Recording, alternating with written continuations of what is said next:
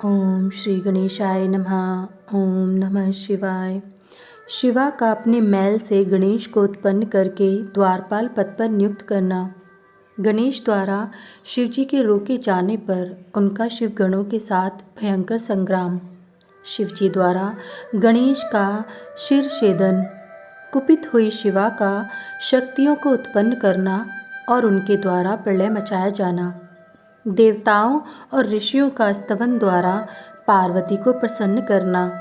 उनके द्वारा पुत्र को जिलाए जाने की बात कही जाने पर शिवजी की आज्ञानुसार हाथी का सिर लाया जाना और उसे गणेश के धड़ से जोड़कर उन्हें जीवित करना। सूची कहते हैं, तारकारी कुमार के उत्तम एवं अद्भुत वृतांत को सुनकर नारद जी को बड़ी प्रसन्नता हुई। उन्होंने पुनः प्रेम पूर्वक ब्रह्मा जी से पूछा। नारद जी बोले, देवदेव, आप तो शिव संबंधी ज्ञान के अथाह सागर हैं। प्रजानाथ, मैंने स्वामी कार्तिक के सद्वृतांत को, जो अमृत से भी उत्तम है, सुन लिया। अब गणेश का उत्तम चरित्र सुनना चाहता हूँ। आप उनका जन्म वृतांत तथा दिव्य चरित्र, जो संपूर्ण मंगलों के लिए भी मंगल स्वरूप है, वर्णन कीजिए। सूची कहते हैं, महामुनि नारद का ऐसा वचन सुनकर ब्रह्मा जी का मन हर्ष से गदगद हो गया। वे शिव जी का स्मरण करके बोले। ब्रह्मा जी ने कहा, नारद, पहले जो मैंने विधि पूर्वक गणेश जी की उत्पत्ति का वर्णन किया था कि शनि की दृष्टि पड़ने से गणेश का मस्तक कट गया था, तब उस पर हाथी का मुख लगा दिया गया था, वह कल्पांतर की कथा है। अब श्वेत कल्प में घटित हुई गणेश की जन्म कथा का वर्णन करता हूँ, जिसमें कृपालु शंकर ने ही उनका मस्तक काट लिया था। मुने, इस विषय में तुम्हें संदेह नहीं करना चाहिए, क्योंकि भगवान शंभु कल्याणकारी सृष्टिकर्ता और सबके स्वामी हैं। वे ही सगुण और निर्गुण भी हैं। उन्हीं की लीला से सारे विश्व की सृष्टि, रक्षा और विनाश होता है। मुनि श्रेष्ठ, अब प्रस्तुत विषय को आदर पूर्वक श्रवण करो। एक समय पार्वती जी की जया विजया नाम वाली सखियां उनके पास आकर विचार करने लगीं। सखी, सभी गण रुद्र के ही हैं। नंदी, भृंगी आदि जो हमारे हैं, वे भी शिव के ही आज्ञा पालन में तत्पर रहते हैं। जो असंख्य प्रमथ गण हैं, उनमें भी हमारा कोई नहीं है। वे सभी शिवाज्ञा परायण होकर द्वार पर खड़े रहते हैं। यद्यपि वे सभी हमारे भी हैं, तथापि उनसे हमारा मन नहीं मिलता। अतः पाप रहिते आपको भी हमारे लिए एक गण की रचना करनी चाहिए। ब्रह्मा जी कहते हैं, मुने, जब सखियों ने पार्वती जी से ऐसा सुंदर वचन कहा, तब उन्होंने उसे हितकारक माना और वैसा करने का विचार भी किया। तदंतर किसी समय जब पार्वती जी स्नान कर रही थी, तब सदाशिव नंदी को डरा धमकाकर घर के भीतर चले आए। शंकर जी को आता देख कर स्नान करती हुई जगत जननी पार्वती उठकर खड़ी हो गईं। उस समय उनको बड़ी लज्जा आई। वे आश्चर्यचकित हो गईं। उस अवसर पर उन्होंने सखियों के वचन को हितकारक तथा सुखप्रद माना।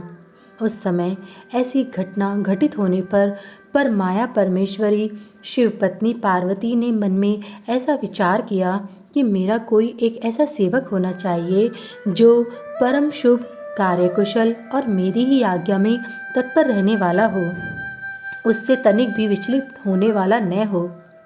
यों विचार कर पार्वती देवी ने अपने शरीर के मैल से एक ऐसे चेतन पुरुष का निर्माण किया जो संपूर्ण शुभ लक्षणों से संयुक्त था। उसके सभी अंग सुंदर एवं दोष रहित थे।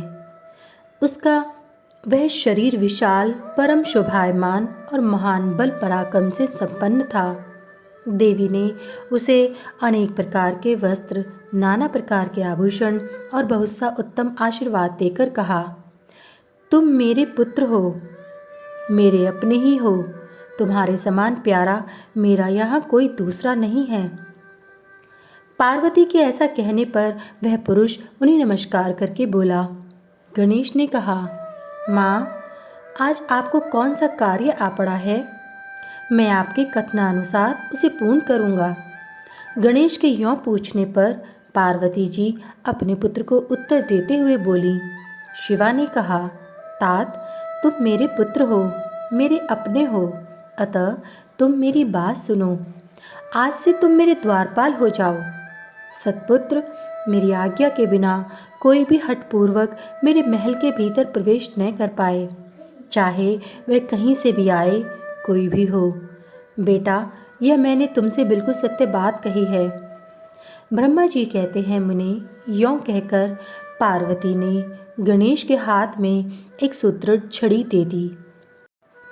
उस समय उनके सुंदर रूप को निहार कर पार्वती हर्षमग्न हो गईं। उन्होंने परम प्रेम पूर्वक अपने पुत्र का मुख चूमा और कृपा परवश हो छाती से लगा लिया। फिर दंडधारी गणराज को अपने द्वार पर स्थापित कर दिया। बेटा नारद, तदंतर पार्वती नंदन महावीर गणेश पार्वती की हित कामना से हाथ में छड़ी लेकर गृह द्वार पर पहरा देने लगे। उधर शिवा अपने पुत्र गणेश को अपने दरवाजे पर नियुक्त करके स्वयं सखियों के साथ स्नान करने लगी। मुनिश्रेष्ठ, इसी समय भगवान शिव, जो परम कौतुकी तथा नाना प्रकार की लीलाएं रचने में निपुण हैं, द्वार पर आ पहुँचे। गणेश उन पार्वती पति को पहचानते तो थे नहीं, अतः बोल उठे, देव, माता की आज्ञा के बिना तुम अभी भीतर न जाओ। माता स्नान करने बैठ गई हैं। तुम कहाँ जाना चाहते हो? इस समय यहाँ से हट जाओ। यों कहकर गणेश ने उन्हें रोकने के लिए छड़ी हाथ में ले ली। उन्हें ऐसा करते देख शिवजी बोले, मूर्ख, तू किसे रोक रहा है? दुर्बुद्धे, क्या तू मुझे नहीं जानता? मैं शिव के अतिरिक्त और कोई नहीं हूँ। फिर महेश्वर के गण उसे समझाकर हटाने के लिए वहाँ आए और गणेश से बोले, सुनो, हम मुख्य शिवगण ही द्वारपाल हैं और सर्वव्यापी भगवान शंकर की आज्ञा से तुम्हें हटाने के लिए यहाँ आए हैं। तुम्हें भी गण समझकर हम लोगों ने मारा नहीं है, अन्यथा तुम कब के मारे गए होते। अब कुशल इसी में है कि तुम स्वतः ही दूर हट जाओ। क्यों व्यर्थ अपनी मृत्यु बुला रहे हो? ब्रह्मा जी कहते हैं, मुने, यों कहे जाने पर भी गिरिजानंदन गणेश निर्भय ही बने रहे। उन्होंने शिवगणों को फटकारा और दरवाजे को नहीं छोड़ा। तब उन सभी शिवगणों ने शिव जी के पास जाकर सारा वृतांत उन्हें सुनाया। मुनि, उनसे सब बातें सुनकर संसार के गति स्वरूप अद्भुत लीला विहारी महेश्वर अपने उन गणों को डांटकर कहने लगे। महेश्वर ने कहा, गणों, यह कौन है जो इतना उच्च श्रृंखल होकर शत्रु की भांति बक रहा है? इस नवीन द्वारपाल को दूर भगा दो। तुम लोग नपुंसक की तरह खड़े होकर उसका वृतांत मुझे क्यों सुना रहे हो? विचित्र लीला रचने वाले अपने स्वामी शंकर के यों कहने पर वे गण पुनः वहीं लौट आए। तदंतर गणेश द्वारा पुनः रोके जाने पर शिवजी ने गणों को आज्ञा दी कि तुम पता लगाओ यह कौन है और क्यों ऐसा कर रहा है। गणों ने पता लगाकर बताया कि ये गिरिजा के पुत्र हैं तथा द्वारपाल के रूप में बैठे हैं। तब लीला रूप शंकर ने विचित्र लीला करनी चाही तथा अपने गणों का गर्व भी गलित करना चाहा। इसलिए गणों को तथा देवताओं को बुलाकर गणेश जी से भीषण युद्ध करवाया, पर वे कोई भी गणेश जी को पराजित न कर सके। तब स्वयं शूलपाणी महेश्वर आए। गणेश जी ने माता के चरणों का स्मरण किया। तब शक्ति ने उन्हें बल प्रदान कर दिया। सभी देवता शिवजी के पक्ष में आ गए। घोर युद्ध हुआ। अंततो गत्वा स्वयं शूलपाणी महेश्वर ने आकर त्रिशूल से गणेश जी का सिर काट दिया। जब यह समाचार पार्वती जी को मिला तब वे क्रुद्ध हो गईं और बहुत सी शक्तियों को उत्पन्न करके उन्होंने बिना विचारे उन्हें प्रलय करने की आज्ञा दे दी। फिर तो शक्तियों के द्वारा प्रलय मचाई जाने लगी। उन शक्तियों का वह जाज्वल्यमान तेज सभी दिशाओं को दग्ध सा किए डालता था। उसे देखकर वे सभी शिवगण भयभीत हो गए और भागकर दूर जा खड़े हुए। मुने, इसी समय तुम दिव्य दर्शन नारद वहां आ पहुँचे। तुम्हारा वहां आने का अभिप्राय देवगणों को सुख पहुंचाना था। तब तुमने मुझ देवताओं सहित शंकर को प्रणाम करके कहा कि इस विषय में सबको मिलकर विचार करना चाहिए। तब वे सभी देवता तुझ महामना के साथ सलाह करने लगे कि इस दुख का शमन कैसे हो सकता है। फिर उन्होंने यही निश्चय किया कि जब तक गिरिजा देवी कृपा नहीं करेंगी तब तक सुख नहीं प्राप्त हो सकेगा। अब इस विषय में और विचार करना व्यर्थ है। ऐसी धारणा करके तुम्हारे सहित सभी देवता और ऋषि भगवती शिवा के निकट गए और क्रोध की शांति के लिए उन्हें प्रसन्न करने लगे। उन्होंने प्रेम पूर्वक उन्हें प्रसन्न करते हुए अनेकों श्रोतों द्वारा उनकी स्तुति करके बारंबार उनके चरणों में अभिवादन किया। फिर देवगण की आज्ञा से ऋषि बोले।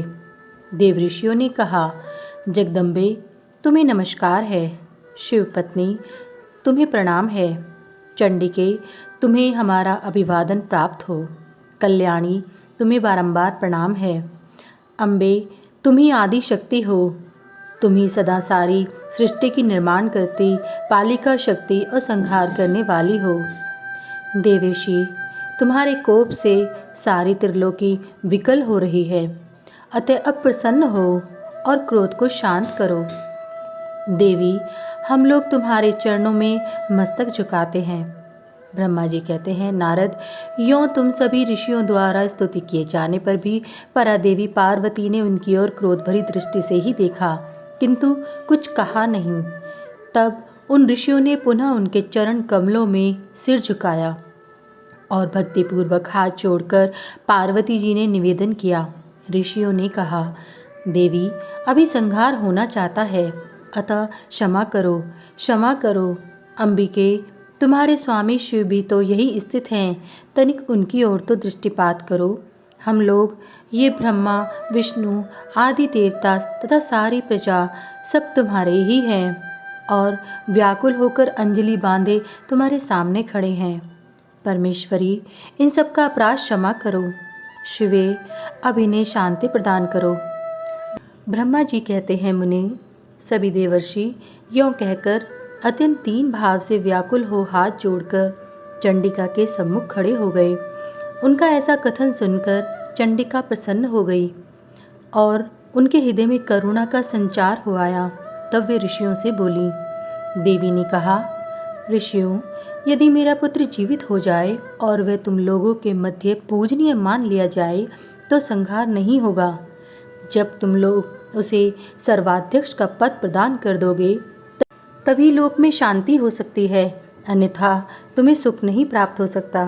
ब्रह्मा जी कहते हैं, मुनि पार्वती के यों कहने पर तुम सभी ऋषियों ने उन देवताओं के पास आकर सारा वृतांत कह सुनाया। उसे सुनकर इंद्रादि सभी देवताओं के चेहरे पर उदासी छा गई। वे शंकर जी के पास गए और हाथ जोड़कर उनके चरणों में नमस्कार करके सारा समाचार निवेदन कर दिया। देवताओं का कथन सुनकर शिवजी ने कहा, ठीक है, जिस प्रकार सारी त्रिलोकी को सुख मिल सके वही करना चाहिए। अतः अब उत्तर दिशा की ओर जाना चाहिए और जो जीव पहले मिले उसका सिर काटकर उस बालक के शरीर पर जोड़ देना चाहिए। ब्रह्मा जी कहते हैं, मुनि तदंतर शिवजी की आज्ञा का पालन करने वाले उन देवताओं ने वह सारा कार्य संपन्न किया। उन्होंने उस शिशु शरीर को धो पोंछ कर विधिवत उसकी पूजा की। फिर वे उत्तर दिशा की ओर गए।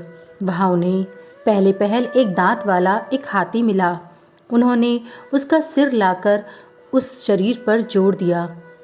हाथी के उस सिर को संयुक्त कर देने के पश्चात सभी देवताओं ने भगवान शिवादि को प्रणाम करके कहा कि हम लोगों ने अपना काम पूरा कर दिया, अब जो करना शेष है उसे आप लोग पूर्ण करें। ब्रह्मा जी कहते हैं, तब शिवाज्ञा पालन संबंधिनी देवताओं की बात सुनकर सभी देवों और पार्षदों को महान आनंद हुआ।